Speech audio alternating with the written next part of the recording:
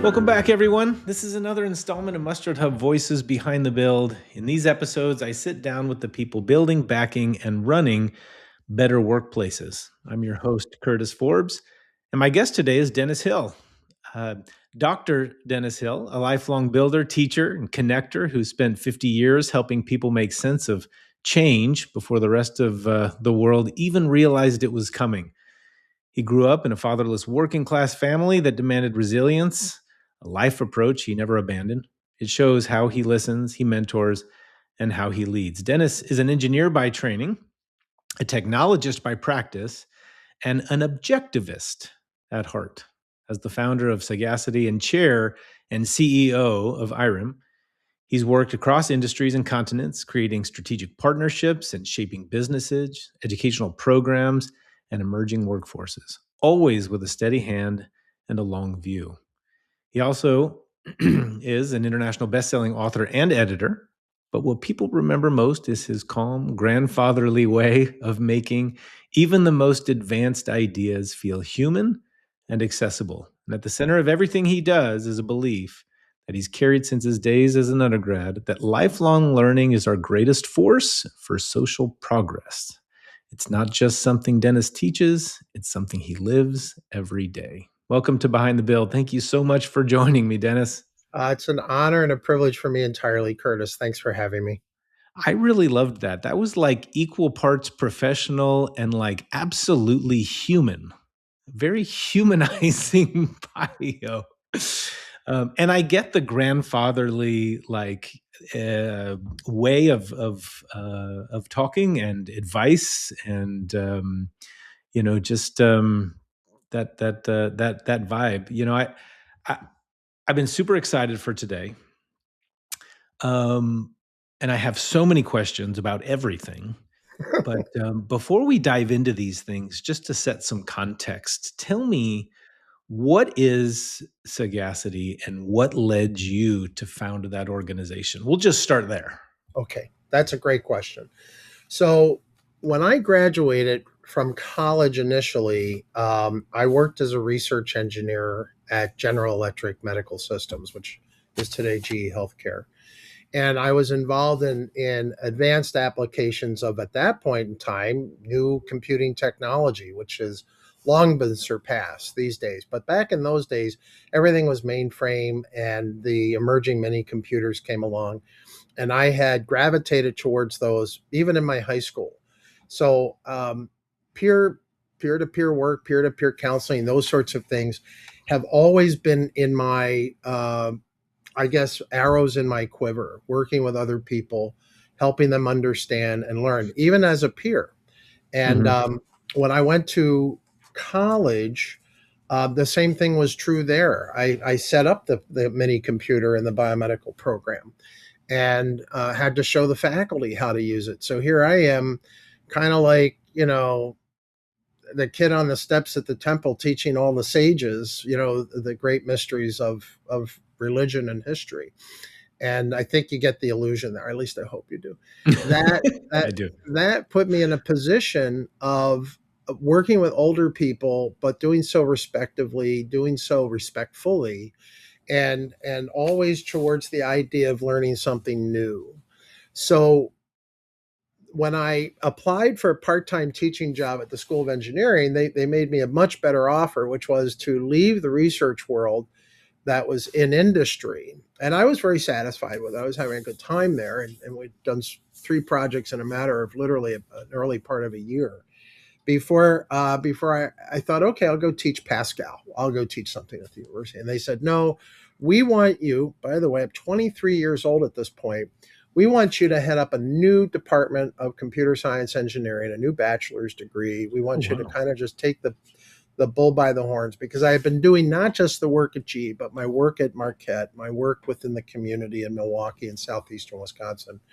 When in those days, if you knew anything about computers, you knew everything about computers. So everybody would just tackle you for that information and work with you. So I accepted that, and I was teaching also at the time at Marquette. So I had to finish out my contract there and my fellowship work. and at the same time, kind of work part time at the School of Engineering, and move forward with building something from scratch. Again, who builds computer science programs in 1983? I mean, we were the sixth in the nation to be accredited Wow. when we went for accreditation in 87. So there was no pioneered pathway to the West Coast that I could follow that would do this. So basically, I learned within the next couple of years of doing that work how to get things done. On a much broader scale, learning how to read balance sheets and income statements and budgets, learning how to put accredited curriculum together and what that might look like, how to work with industry leaders, people who are going to ultimately hire our graduates, and to get their input on what they were looking for in new graduates in this field of computer science engineering. And that just all kind of took place and shape, and it required very long hours, which I was in the habit of doing anyhow. And by 1985, I had trustees of the university coming to me and asking me to help provide direct consulting to them. And that's when I formed Sagacity. Here was this here was this 25 at that point year old kid in charge of this curriculum, and a half a dozen faculty that were old enough to be my grandfathers at the time. But my style was, and that whole grandfatherly thing is interesting, my style has always been counselor, but I don't want to Yeah. call it counselor. It's really grandfatherly even at the age of 25. Not to Don't panic is the whole point. Your system's got a blue screen, your mouse isn't working, or your DOS disk isn't booting. It's okay. We'll work through this. And sagacity just came to mind. It meant keen judgment. And sometimes Mm. that keen judgment is based off of real practical experience. And Yeah. that practical experience I had been getting, at least in the computer field, Yeah. since I was 14. And had good role models for the grandfatherly vibe. Constantly. I mean, I was fatherless. I'll just say this because I'll open my kimono to your audience. This is if if the post generation Jones people want anything, and more so now with Gen Z and Gen Alpha, they want authenticity. So let me Yeah. just tell you, I grew up in a fatherless home where marriage was not a virtue. Mm. My mother had been married before she married my father, and had my older sister who teaches these days, but was a consultant and an advisor in some major Fortune 500 companies for most of her life. She now teaches at Villanova and Columbia, and has taught at Rutgers in her retirement years. But she's like me. We're retired but not expired. We Yeah. find things to do with our time. But the coming up in that industry, you do. I mean, coming up in a family like that, you do look to gravitate towards role models. Yeah. And the earliest role model in my life was my Uncle Jim. And I'll just mention Uncle Jim McHugh, who held three jobs. I never knew him ever Wow. to work anything less than three jobs. He was a supervisor at the Arco refinery in South Philadelphia. He'd leave that job at the end of the day and go sell cars at a dealership in Delaware County. And then he'd get home about 9 or 10 o'clock at night, and he helped his children kind of start their own businesses, including one in real estate and another one in janitorial services. And so this man was the epitome of workaholism, and I liked it. Yeah. You know, what do I need to find things to do in my life besides scouting, which my mom pushed me through, swimming, Yeah. skating, athletics, and things like that, to round things out, and to not suffer, I think, the neglect or the atrophy that latchkey kids were kind of assaulted with back in those days. If you were a latchkey kid, you just didn't fit in. So I found that the best way to fit in is just fit in. Yeah. Don't. Well, and through work where you can really develop a sense of purpose. So I can certainly see how, that could be incredibly helpful in those circumstances. Yes. Tell me about IRM. Who is it for and how did you get involved there? So again, in all candor, up until I was invited to join their board, I didn't even know who they were. Oh. I knew who SHRM was. I sort of knew who HRCI was. I understood what the other associations globally were, but I didn't know who IREM was. And I was nominated by somebody on the board. I to this day I don't even know who it was because I've never gotten them to take the blame or the credit for this. But I was asked to join their board. Went through an interview with some very long-standing founders and officers, and they said, we don't care if you don't know who we are. This is what we stand for. And what do they Mhm. stand for? They stand for the people in the gap between HR and IT. Those people that are responsible for systems and processes, basically, of employee data. And apart from a private corporation's financial statements, because publicly traded companies have to disclose all of this, but private corporations' financial statements are truly private, or your own personal income tax is truly private. The most sensitive information in an organization is the HR information. It's people's salaries, it's people's performance information, it's people's all this personally identifying information. And that appealed to me because my area of research for decades has been computer security, and data ownership. Um, from back when I was a prof all the way to even recent years when I'm talking about storing information on blockchains and things like that. So I said, well, you're in an industry, you're in a sector that I'm very interested in, which is the application of HR and IT principles. But what I thought was really unique was that they weren't just talking about it. These were practitioners who were immersed in it. Mhm. And it's not like you can go into even a large enterprise and find more than one HRIS specialist today, even today. They're kind of a peculiar people. They're HR because they're people persons, and then they're IT, which means they're things persons.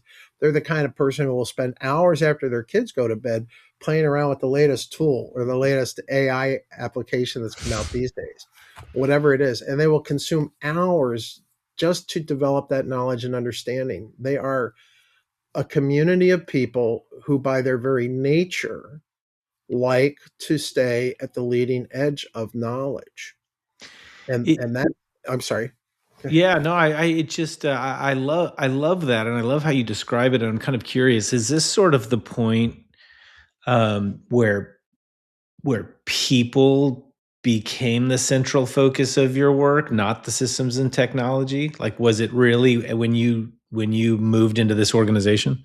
No, my relationship with systems goes back to when I was still a professor and working on integrated applications. In fact, we developed my team under my leadership as a professor, and then I left the college to go join the group of companies that developed the software. Was a completely integrated accounting and manufacturing system on Oracle running on Sun servers. Very advanced state of the art concept in the 1980s and early 90s. And today, of course, that's been the standard of ERP. You buy an integrated solution on a database and you do that. We had the first contact management system 10 years before Salesforce was even incorporated. And my approach to contact management was much broader than customer management. It was all human contacts. This goes back to the 1980s. Like if I'm dealing with a prospect in sales, I track that. Right back then, I took a lot on the chin for violating Orwellian principles. Right, this is all Big Brother stuff. You're tracking all this information like emails and their orders and all of this, and I'm like, oh, this is where the future is. And then I extended that to vendor performance as well as workforce relation. I call it workforce relationship management, because we wanted to know where people are coming from, put their resumes in the system, look at skill sets. This is all in the late 1980s, and then we went ahead and produced that as a package. When I had been promoted to vice president at the college and raised money for a few years as an institutional development officer, vice president of business and government affairs. And then when the president announced his retirement, that's when I left and joined up with the Nordic Group, whose board I had served on for at least 5 or 6 years prior to that. And we took the package commercial along with our hardware division, Articon. And that company became public in as Dot Hill in 1997, and that's when Okay. I sold my stock and left. I see. Okay. Yeah. Mhm. So you were definitely Early on, focused heavily on people even people. well before you joined that. Well, and maybe that was part of the impetus behind them going after you and really wanting you to be part of that organization. I can imagine. Well, and bringing a small business attitude to this. Now the Nordic Group was privately controlled, and they published their sales at about. I see. We took them from about 120 million as a group of 14 companies to a half a billion before we stopped reporting sales because it was a private company. But that's where we were, and that was all due to the fact that we were able to get 14 diverse companies. I mean, one making golf carts, another one making yo-yos. I Mm. love talking about that, right? Your customers will get this, right? I like writing about it, and I actually have these things that everybody as a kid, at least in my generation, Oh and yeah. maybe the next gen of the X had Dunkin' yo-yos. I had one of those. This was the and this is a butterfly. This is the really weird one that you do a lot of tricks with, and don't ask me to do it at this point. But I could at one point walk the dog and do the butterfly and all that stuff. You know what? There's a lot of engineering and science that goes into this just to save a penny. And I write about this in one of my books. Just to save a penny on this production, we would have meetings on an annual basis. Because if you're producing 5,000 of these an hour in multiple cells in two different locations, one in the United States and one in Mexico, that drops to six figures annually just for one manufacturing center making yo-yos. And I call it the penny yo-yo model. This this process of integrating and putting systems together was a very new concept back then, and even today. I wrote something on LinkedIn just a few months ago that said that the people in charge of HRIS need to sit at the same table as the operating people in charge of the CRM and in charge of the ERP systems and come together on understanding how information is integrated corporate wide, because that employee that has some insights, maybe they're a designer or a manufacturer, may leave your company someday, and they're either going to be they could be a strategic partner or they could be a customer.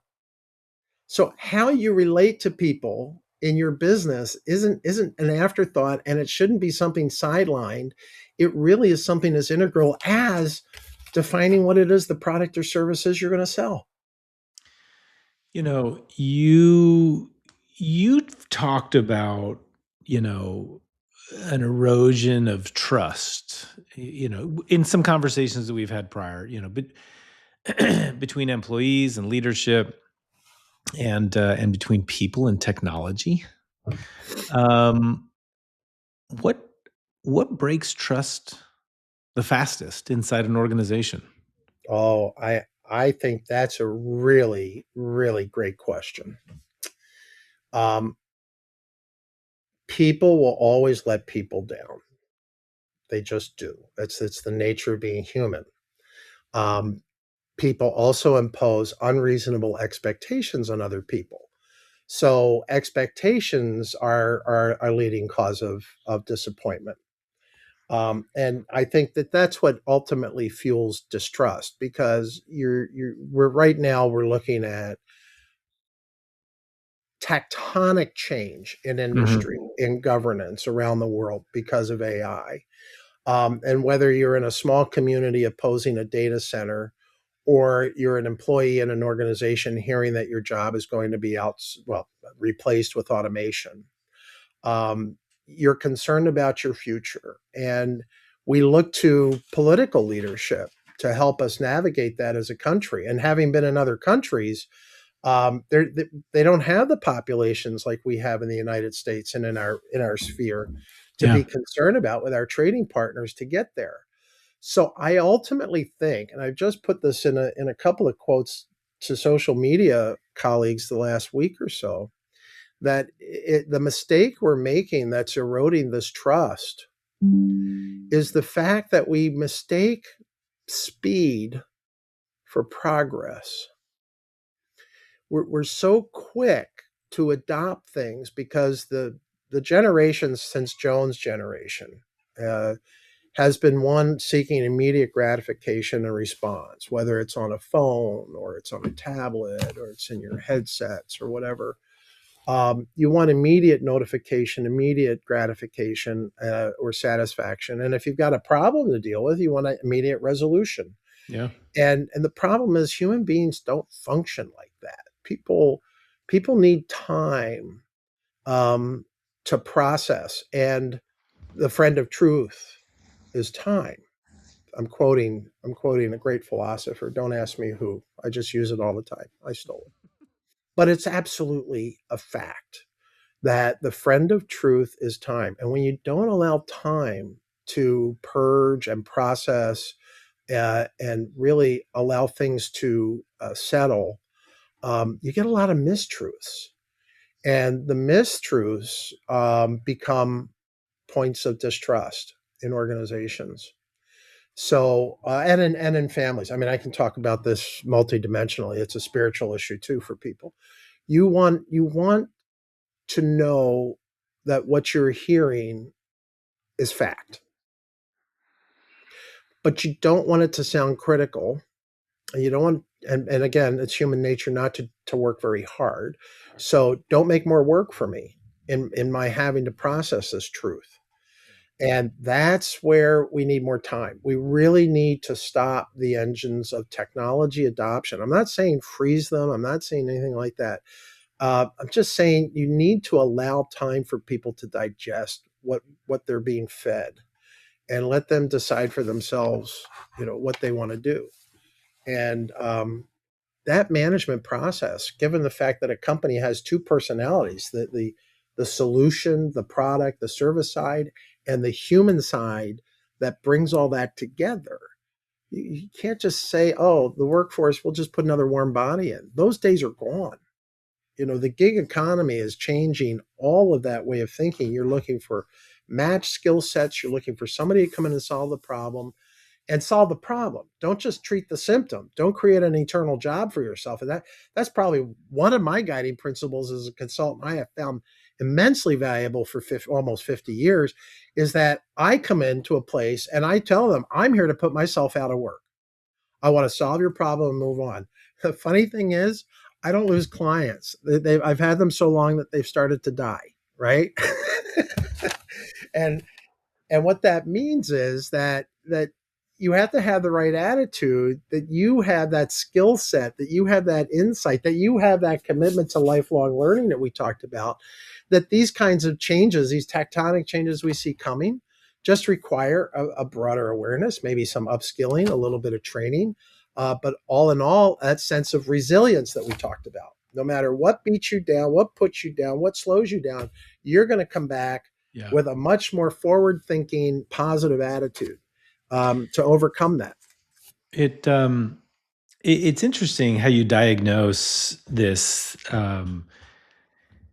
idea of sort of mistaking speed for progress, and for me, I feel like that kind of opens up a million questions, right? Like, Oh, where are the leaders confusing, the two, the activity with the alignment? How do you know when organizations are moving too fast for trust to keep up? What are these?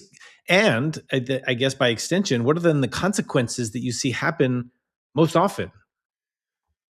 well, measuring toxicity is not an index in business by HR standards yet. Um, Yet. Lots of books written on the toxic employee, the toxic manager, and what's interesting is a lot of people, they have different attitudes depending on whether or not they're gravitated towards the enterprise side, large kind of corporation culture, or the SMB side, which actually employs more people than all of the enterprise companies do. So if you're going to deal with workforce, you can't ignore the SMBs. And if you're going to deal with workforce, you can't deal with just everybody being technically fluent or technically immersed, especially if you're dealing with supply chain partners in other countries. Um, Oh, yeah. I'll give you an example. We want people to adopt best as an industry association. We want people to adopt best practices. Okay, best practices. What are best practices in business and HR if not dependent on the unique culture of that company?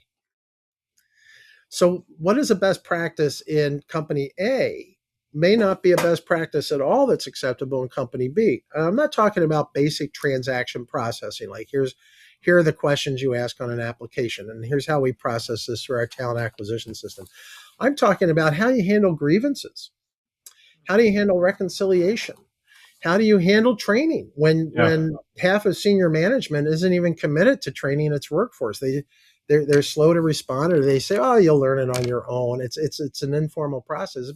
Those sorts of things become an issue. So, what are the best practices today, especially when the planet keeps shifting underneath us? First, it was pandemic. Now it's the mainstreaming AI and all of the things we expect to see coming out from these evolutionary steps that are grand in the HR space. So we see people quitting. We see people giving up.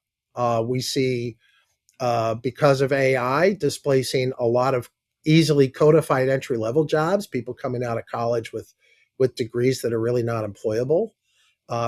Computer. I have to tell you this: when you combine computer engineering unemployment and computer science unemployment, the two of them amount to a little over 13% of the unemployment in this country. It's number one, the number one field of unemployment. Number two is art history. Art, did you say art history? Yeah. And they're like at 9%. So, when you look at these things, you say, wait a minute, we're a technology driven, and that's US, that's not worldwide, that's just US. Okay. Where do we go with people who are being educated in fields that they really aren't going to have jobs in? Or worse yet, this is what a lot of HR learning and development departments are dealing with right now. Well, we need to be on the AI bandwagon. Well, who was in the accounting department 40 years ago that said, hey, everybody needs to know spreadsheets tomorrow? Nobody.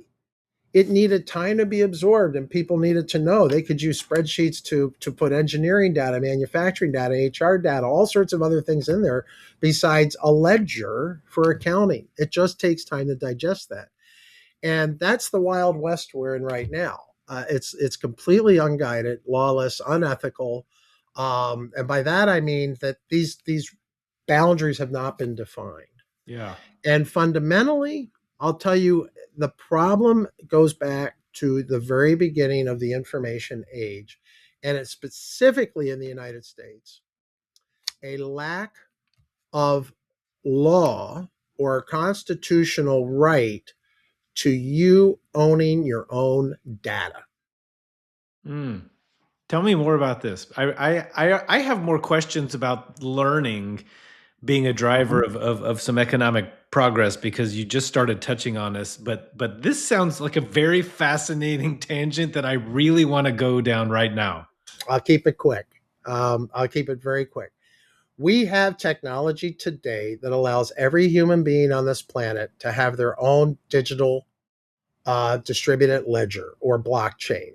I wouldn't, the current generation are Merkle uh, DAGs or dynamic acyclical graphs, which are like web chains as opposed to blockchains. So I'll use that term. Much faster, 10,000 transactions per second, whereas blockchains take sometimes seconds to actually manage. So we have an infrastructure now that says, Curtis, your degrees, your certifications, your driver's license, your medical information, your financial transactions at the bank, your purchases on Amazon and Target.com and places like that don't have to be stored on dozens or hundreds of other systems out there. All those transactions can be posted to your blockchain.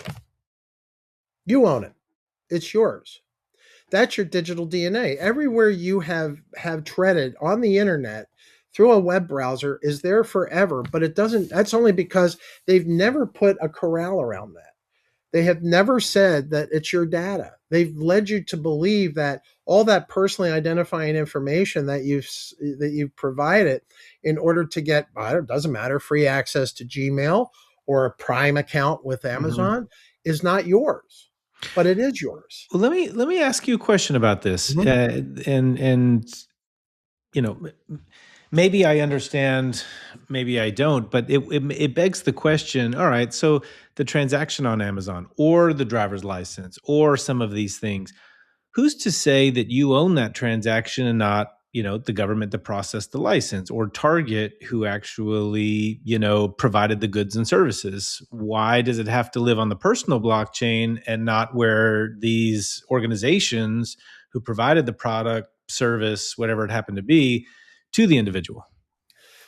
Great question. Because all those monolithic systems that are running out there, whether they're physically running on a mainframe or a supercomputer, or they're part of a distributed network on Amazon Web Services or something else, really comes down to gathering that information. Once they've got your name, your address, your financial records, or at least some aspect of that, and they assign you an account number and they assign you a credit limit. Assign you Apart from approval. anything else, yeah, I mean, you know what I'm saying. Apart from that, there's no other real reason for them to have your social security number, your bank account number, all your other credit cards, any of that stuff. They just need to make their decision and establish your unique account with them, and where am I going to ship the stuff, which is public information anyhow. I mean, I can find out anybody's address. Now I'm talking about meaningful data. I'll give you a very current topic at hand. Okay. Australia, this is like last week's news, right? Australia just implemented a ban on people under the age of 16 having access to social media. Right. How is that even conceptually enforceable? Yeah, that's a great question, and one of the first thoughts that went through my mind when I saw that, like, the theoretical, positives are certainly outweighed by the logistical negatives. So, again, I'm going to go back. Being an old man, I'm able to say some things. 40 years ago, I actually coined the term at a credit card fraud investigators conference that the law lags technology. Always has. It has since the hackers of the 1980s, and it does today when we're talking about something like this.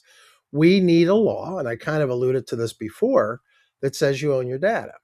So if you have your own personal blockchain and your birth certificate, which is a government document, is residing on your blockchain, now all that service provider has to do, whether it's TikTok or YouTube or Reddit or whatever, establishing your account, just needs the read access to your birth certificate, which is fully immutable and verified by the government on your blockchain, to read that just to validate your age. And you're done. I know your age.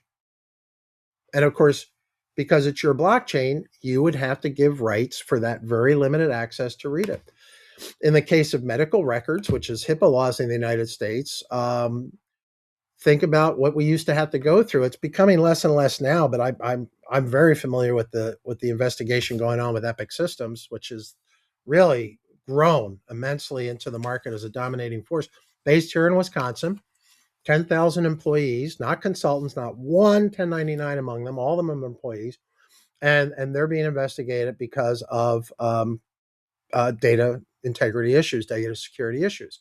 Well, what if you didn't have that there? What if my medical records and they're on this hospital network and they're over on that hospital network, weren't on those networks at all, but on my blockchain, and I end up going into an emergency room in a third hospital network that I don't have access to, boom, and I give them access to my medical records immediately. No signing of HIPAA forms, no faxing of records, no email transfers, none of this stuff.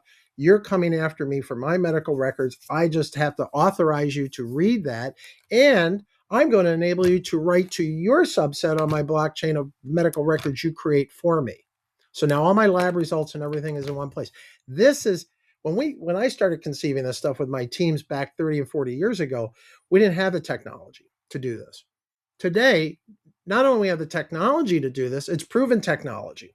Yeah. This is stuff all the vendors have to do is implement it. And part of the challenge there is that, especially in the HR space, I could go into ERP and CRM, but let me just talk about the HR space. It's an extremely fragmented market. Mm-hmm. You know, Oh, I won't yeah. mention the number one vendor is considered to be Workday, and yet they don't even have 10% of the market. No, and it's also comprised of God only knows how many transactional systems stitched together by paper clips and chewing gum. 16. An average in a company of enterprise size, 16 different systems hit HR in some way. It's an interesting concept here about owning I can see how, you've brought up some really clear examples of how that would be really effective in healthcare. I can see how that would be incredibly helpful in HR as well. Even tying it back to what we were, before we sort of went down that direction, but learning and development, right? Because anything that you're doing, I guess, and you can correct me if I'm wrong, but going down the same path, theoretically, right? All of the things that you're doing, either within an organization or any kind of learning that you're doing outside of the organization, can all still live here in some way, right? To sort of give you this factual, irrefutable evidence of the expertise that you may have based on all of the things that you have done, right? Correct. That learning and development. Is that does that make sense? Absolutely. And as we come to the realization that the education industrial complex, not that I'm criticizing my initial employers back in the day, but the university systems, when I went to college, I had one loan. It was $2,500, and it was a 2% loan to be paid off over 10 years through the state of Pennsylvania, even though I went to school in Wisconsin. Oh wow. Today, it's all private lending. Most of Yeah. it's private lending. It's guaranteed, but it takes the student out of the picture. It's like any other financial transaction today. They sign off on the obligation, and then it's up to them to pay it off. And the only people making money is the university because they're going to get the money because you signed off on it anyhow.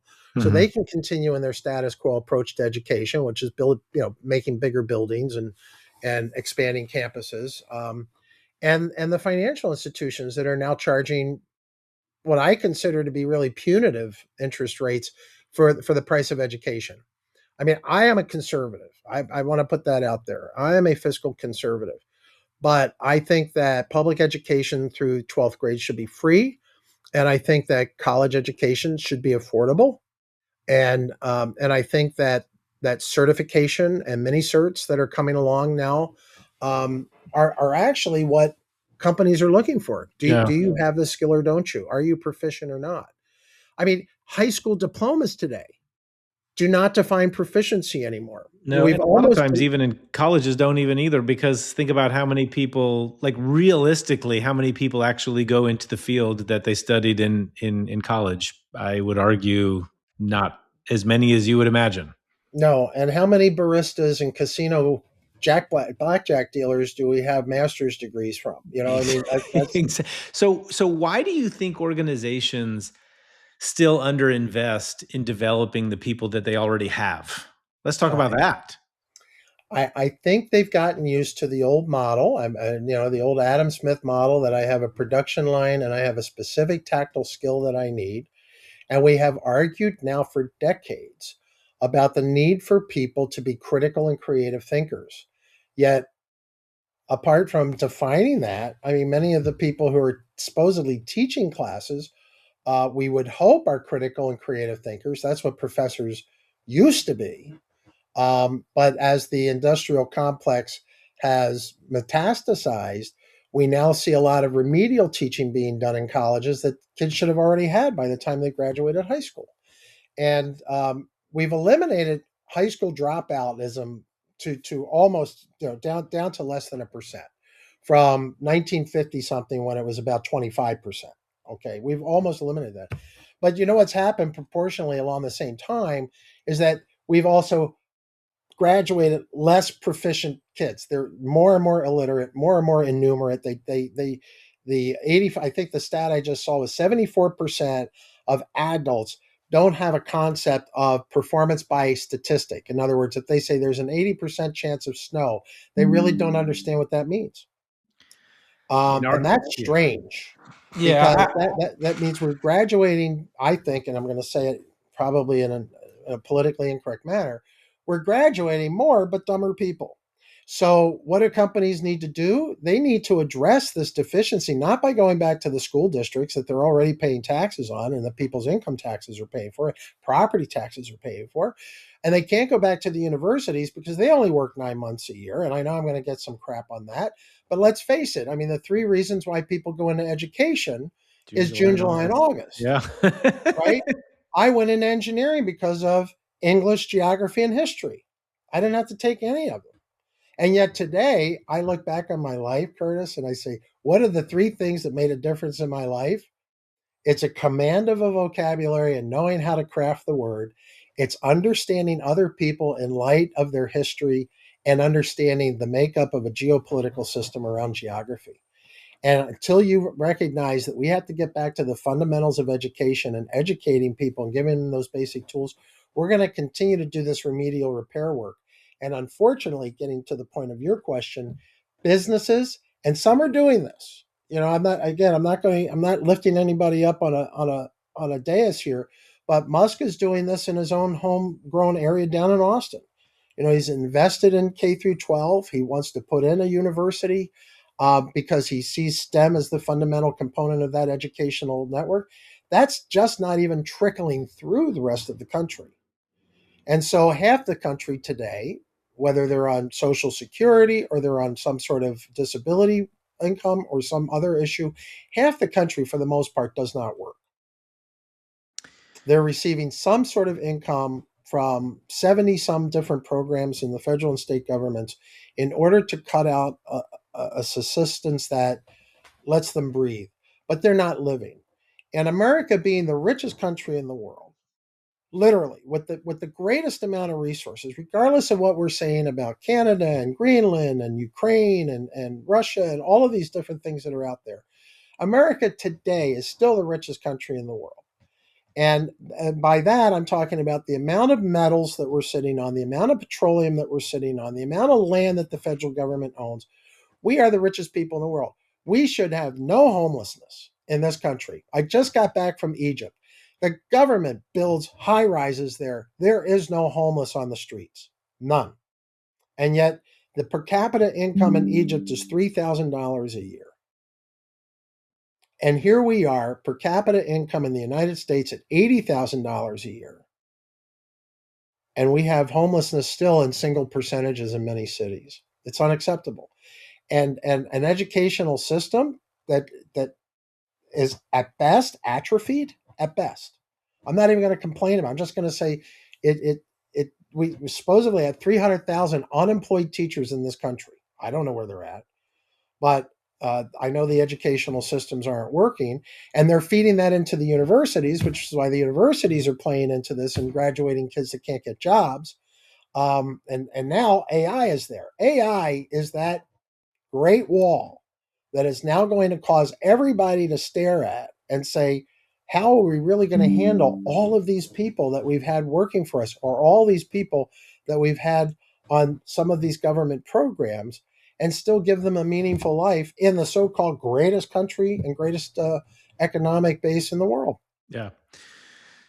Well, I mean, it's interesting. I want to respond to some of it. You covered quite a bit of ground there. I'm not sure I'll be able to get to all of it, but I do want to say, I think that in education, it's gotten to the point where the goal is to graduate people, not teach them.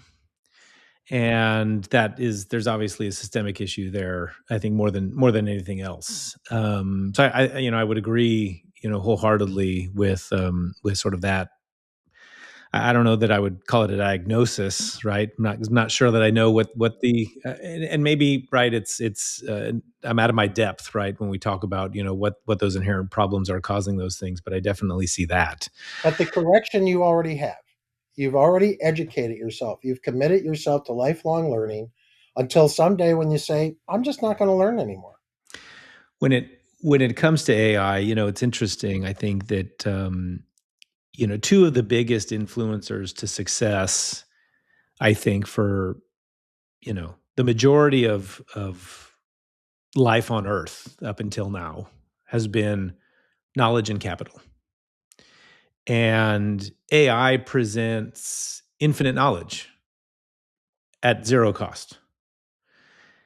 So you have this emerging level playing field, right? For those who know how to, harness that power, right? It's exceptional in so many ways, right? It has become the great equalizer, um, in so many different ways, right? I mean, and it begs the question on its role within business, but not even, I mean, every facet of the business, its role in finance, its role in operations, its role in HR, its role in how leaders make decisions, right?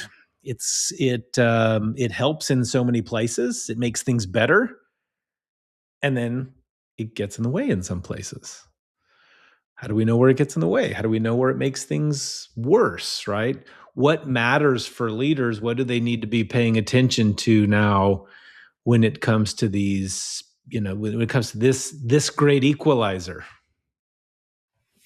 Is that rhetorical? Well, I guess maybe nobody has we all have our opinions, I That's guess. all it is. And if you look at my posts on social media, I usually say it's just my opinion, but, and then I usually go on because that's my qualifier. It's just my opinion, but this is what I think.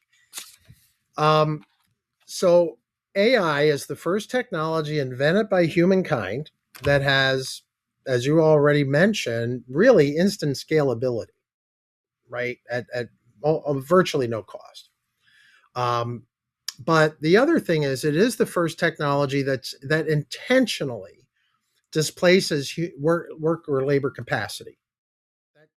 By intention, that's the idea, that we have this intelligence in here that can handle our transactions and do it much faster, much more accurately than what we could if we were human beings. And so, by definition, AI is a labor capacity displacement technology that we never had to deal with before. Everything else, from the cotton gin to the computer, was all adding labor capacity because we needed people to interact with it. What we're lacking today in the AI space, and I don't think federal or state level has really grappled with this. And again, I'm going to go back to the data ownership and security level. You've got to get the first button right, or snap. You've got to get that right to get the rest of it right. And until you realize that the data that it's processing is data that affects pretty much a lot of human beings, and we still don't license computer engineers in this country who develop products that impact human beings like we do architects or electrical engineers or mechanical engineers or civil engineers, who have to be licensed in order to create roads and buildings and things like that. We don't do that in the computer field, and we haven't in 40 years of the PC. So what do? You need to have some way of allowing people to recognize wisdom is necessary. And wisdom comes with experience, not just knowledge. It comes with scraping your knees. And unfortunately, AI won't just allow us to scrape a knee at a time in a way that we can just put a band-aid on it. It's going to scrape our bodies. It's going to do things at a times reflective of a 10, 100, 1,000 times of damage when it does do damage.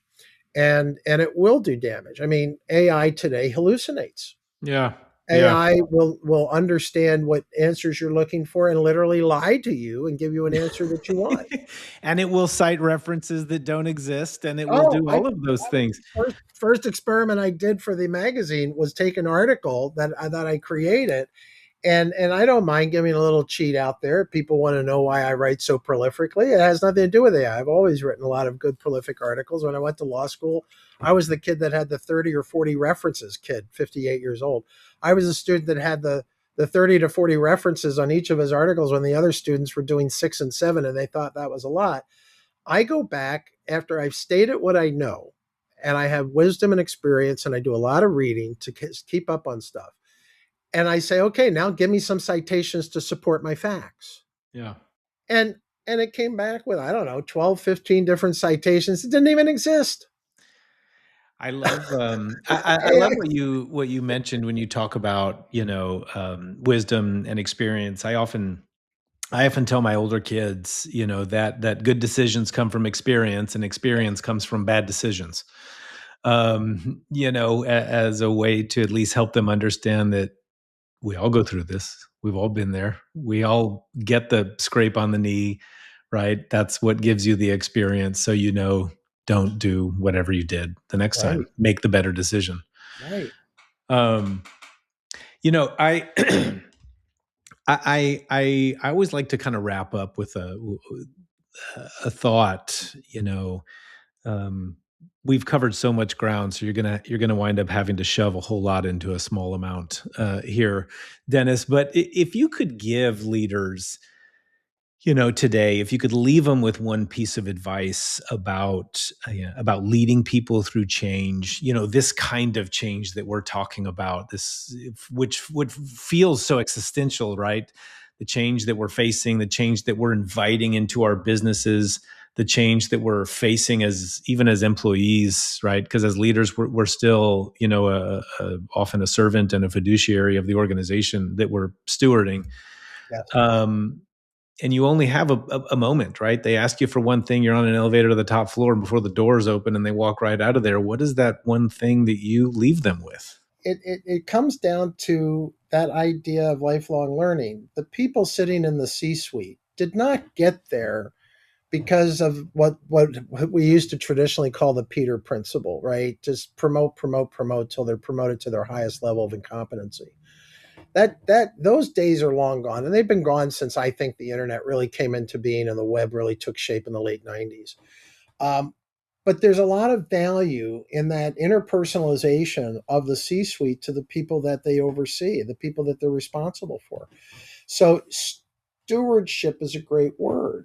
But not at the expense of profit. Companies, again, I'm going to go back to conservatism. Companies exist to make a profit for the stockholders. People who want to deny that and fight that, I think they have sociopathic tendencies because you're not going to change hundreds of years of industrial development and business because you think there's some sort of moral obligation a company has to have. Companies do not have consciences, but they have people. And so the C suite should be occupied by people who recognize the value of their own experience and really want to impart that to the people who work for them. And that's where that commitment to lifelong learning begins. It begins in the role models we select. It begins in the things that we emulate and that have made us successful, and allowing people to skin their knees if that's the case. And that takes money. It takes resources. And ultimately, it takes that commitment from the C-suite to share in that commitment that we each should have to lifelong learning. And that will get us through this century. Lifelong learning, leadership, role models, which kind of ties it back to the very beginning of our chat, which was very well done, Mr. Or Dr. Dennis Hill there. I really appreciate you taking the time to join me today, Dennis. This was a lot of fun. Thank you so much. I appreciate the opportunity, Curtis. And of course, these are the holidays. I'm partying already in my party shirt. So happy holidays and happy 2026. It's going to be Yeah, a year of great change. it's going to be quite the year ahead. And of course, thanks to all of you for joining us. This is Mustard Hub Voices Behind the Build. Be sure to subscribe so you don't miss the next episode. And I also recommend visiting mustardhub.com. You can learn more about Mustard Hub, get started for free while you're there, and discover how we help companies become destinations for workplace happiness and turn culture into a competitive edge. Until next time.